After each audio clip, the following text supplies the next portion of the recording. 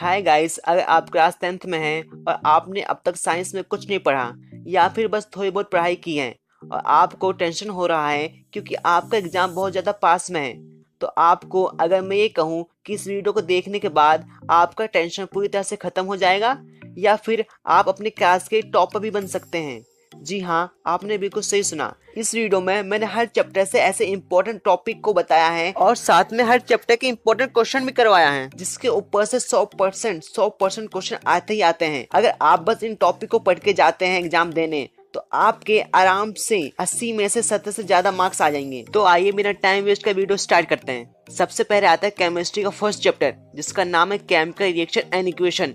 Chemistry में क्या होता है, जो डेफिनेशन होता है और साथ में जो उसके इक्वेशन होते हैं वो इम्पोर्टेंट तो होते हैं और साथ में जो एक्टिविटी होता है वो भी इम्पोर्टेंट होता है। आइए देखते हैं किस रिएक्शन का डेफिनेशन इम्पोर्टेंट है। फर्स्ट आता है कॉम्बिनेशन रिएक्शन, फिर आता है decomposition reaction, displacement reaction, double displacement reaction.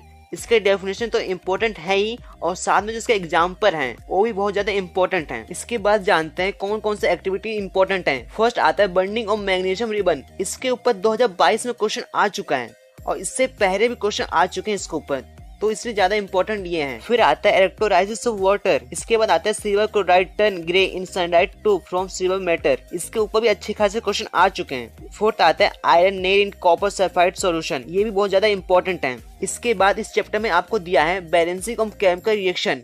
इसमें क्या होता है, आपको एक रिएक्शन दे देंगे और कहेंगे आपको इसको बैलेंस कीजिए। अब आप जो अपने स्क्रीन पर क्वेश्चन देख रहे हैं, अगर आप इसकी ज्यादा से ज्यादा प्रैक्टिस करते हैं तो इस चैप्टर से आपसे इससे ज्यादा हार्ड क्वेश्चन आपसे नहीं पूछा जाएगा। और हाँ, अगर आपको इस चैप्टर से कोई भी डाउट है तो इस चैप्टर के ऊपर मैंने वीडियो बना के ऑलरेडी अपलोड कर दिया है, आप जाके देख सकते हैं। इस चैप्टर को सिर्फ मैंने 5 मिनट में कवर किया है। इसके बाद सेकंड चैप्टर आता है जिसका नाम है एसिड बेस एंड सॉल्ट। इसमें जो इंपॉर्टेंट टॉपिक है वो है, फर्स्ट आता है important of pH in everyday life. इसके ऊपर आपको एक ना एक क्वेश्चन जरूर देखने को मिलेगा क्योंकि इसके ऊपर हमेशा क्वेश्चन आता है। और साथ में आप ये भी पढ़ के जाना कि एसिड का पीएच कितना होता है, बेस का पीएच कितना होता है और न्यूट्रल का पीएच कितना होता है। इसके बाद आता है what happen when acid and base react with each other. फिर आता है what do all acid and base have is common. फिर आता है एसिड और बेस इन वाटर सॉल्यूशन। आपको इसका एग्जांपल भी पता होना चाहिए। और अब जो आप ये टेबल देख रहे हैं, आपको इसे याद करना है कि विनेगर में कौन सा एसिड होता है, ऑरेंज में कौन सा एसिड होता है। एक्टिविटी की बात करें तो इसमें एक ही एक्टिविटी इंपॉर्टेंट है जो कि आता है reaction of zinc granules with dilute sulphuric acid. फिर आता है preparation reaction and there uses, जैसे कि washing soda, baking soda, plaster of Paris. इनके आपको नाम याद करना है और ये बनते कैसे हैं और साथ में इसके यूजेस क्या होते हैं आपको ये याद करना है। इस चैप्टर के आप कुछ क्वेश्चन देख रहे हैं, अगर आप इनकी प्रैक्टिस कर लेते हैं तो इससे ज्यादा हार्ड क्वेश्चन आपसे नहीं पूछा जाएगा। इसके बाद आता है थर्ड चैप्टर जिसका नाम है मैटर एंड नॉन मैटर। इसमें आपको पता होना चाहिए मैटर और नॉन मैटर की प्रॉपर्टी क्या होती है, reactive series, formation of property of ionic compound, corrosion and it's prevention, chemical reaction of matters, extraction of matter with reactions, electrolytic refining of copper, thermic process of joining railway track, roasting and calcination, occurrence of matter, minerals, और gang. एक और आता है amphoteric oxide. ये क्या करता है, ये एसिड और बेस दोनों के साथ रिएक्ट कर सकता है। आपको इसका डेफिनेशन तैयार करना है और साथ में इसके जो एग्जाम्पल हैं आपको एग्जाम्पल पता होना चाहिए। और साथ में आपको ये भी पता होना चाहिए कि कौन से मैटर हॉट वाटर के साथ रिएक्ट करते हैं, कोल्ड वाटर के साथ या फिर स्टीम वाटर के साथ। आप इसके एग्जाम्पल देख सकते हैं। इसी के साथ ये चैप्टर खत्म होता है। आप जो ये क्वेश्चन देख रहे हैं आपको इसकी प्रैक्टिस करनी है। अगर आपको ये क्वेश्चन आ गए तो इस चैप्टर से आपसे और कुछ ज्यादा नहीं पूछा जाएगा। इसके बाद हमारा 6th चैप्टर आता है। इसमें आपको क्या करना है, जो आप ये देख रहे हैं आपको डिफरेंस याद करना है, जैसे कि respiration, aerobic and anaerobic, IBC and WBC, blood या फिर veins and artery and capillaries. इसके बाद आपको इन सब के फंक्शन पता होना चाहिए, जैसे कि heart, nephron, digestive juice, liver, pancreas, kidney, small intestine, large intestine, saliva, stomach, ovary, blood, रैम्स और बाकी ये सब भी। इसके बाद आता है डायग्राम। जो आपको डायग्राम याद करना है उनके मैं आपको नाम बता देता हूँ, जैसे कि heart, nephron, digestive systems, human excretory system, double circulation, स्टोमाटोपोर। ये चैप्टर बहुत ही ज्यादा बड़ा है, इसे मैंने आपको शॉर्टकट में बता दिया है। अगर मैं आपको एक एक बताता तो बहुत ज्यादा टाइम वेस्ट होता। और आप जो ये क्वेश्चन देख रहे हैं इस चैप्टर के, आपको इनकी प्रैक्टिस करनी है। ये जो क्वेश्चन मैं आपको बताता हूँ बहुत ज्यादा इंपॉर्टेंट होते हैं। अगर आप इन क्वेश्चन को कर लेते हैं तो पूरा आपका चैप्टर अच्छी तरह से हो गया है। अगर आपको क्वेश्चन नहीं आ रहे हैं यानी कि आपकी तैयारी में भी कमी है। इसके बाद हमारा 6 चैप्टर आता है जिसका नाम है कंट्रोल एंड कोऑर्डिनेशन।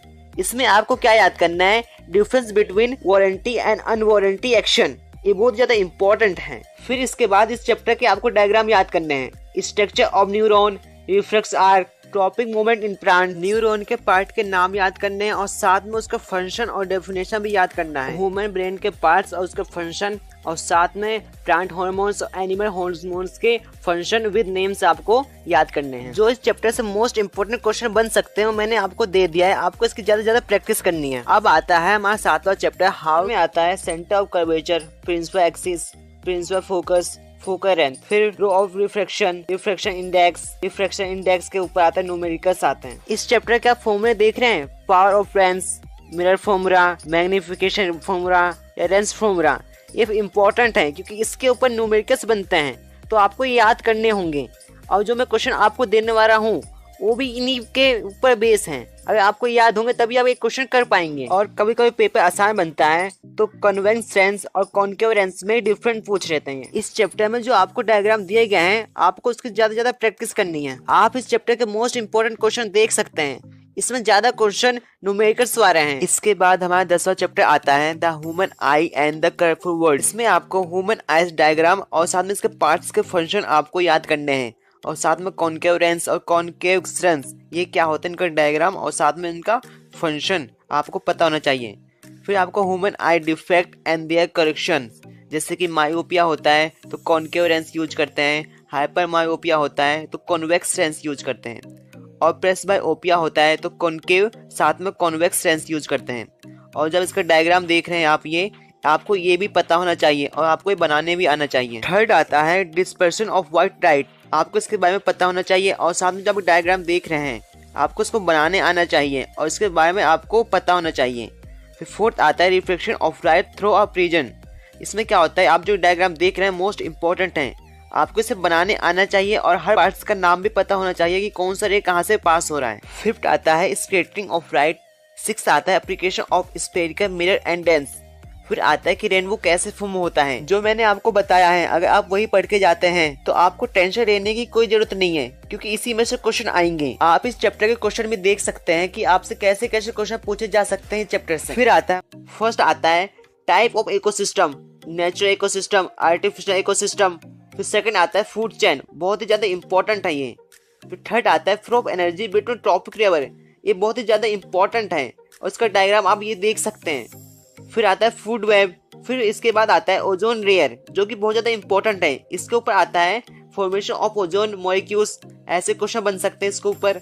फिर आता है डिप्रेशन ऑफ ओजोन लेयर और कभी कभी बायोडिग्रेडेबल और नॉन बायोडिग्रेडेबल वेस्ट के ऊपर डिफरेंट पूछ लेते हैं। इस चैप्टर से कैसे क्वेश्चन बनते हैं आप देख सकते हैं। इसी के साथ हमारा ये वीडियो खत्म होता है। और हाँ, इस वीडियो में जो कुछ मैंने आपको बताया है और जो क्वेश्चन मैंने आपको दिखाया है, अगर आप उसकी ज्यादा से ज्यादा प्रैक्टिस करके जाते हैं तो आपके एग्जाम में इन्हीं क्वेश्चन में से इसी टॉपिक में से 80 से 90% क्वेश्चन आपसे पूछा जाएगा। अगर आपको किसी भी चैप्टर में डाउट है तो चैप्टर की वीडियो मैंने ऑलरेडी बना के अपने चैनल पे अपलोड कर दिया है। मैंने बहुत ही कम टाइम में पूरे चैप्टर को अच्छी तरह से कंप्लीट किया है और साथ में मैंने कुछ क्वेश्चन भी करवाए हैं, आप जाके चेक कर सकते हैं। इस वीडियो में जो मैंने हर चैप्टर से आपको क्वेश्चन दिए हैं ये ऐसे वैसे क्वेश्चन नहीं है, कुछ क्वेश्चन प्रीवियस ईयर के हैं, कुछ क्वेश्चन जो बार बार रिपीट होते हुए आ रहे हैं, कुछ क्वेश्चन ऐसे भी हैं और जो कुछ क्वेश्चन है आपके बुक से हैं या फिर एग्जाम्पल से। तो गाइस, अगर आप वीडियो अब तक देख रहे हो और आपको वीडियो थोड़ा सा भी पसंद आया तो आप चैनल को सब्सक्राइब और वीडियो को लाइक कर सकते हो और साथ में अपने दोस्तों के साथ शेयर भी कर सकते हो।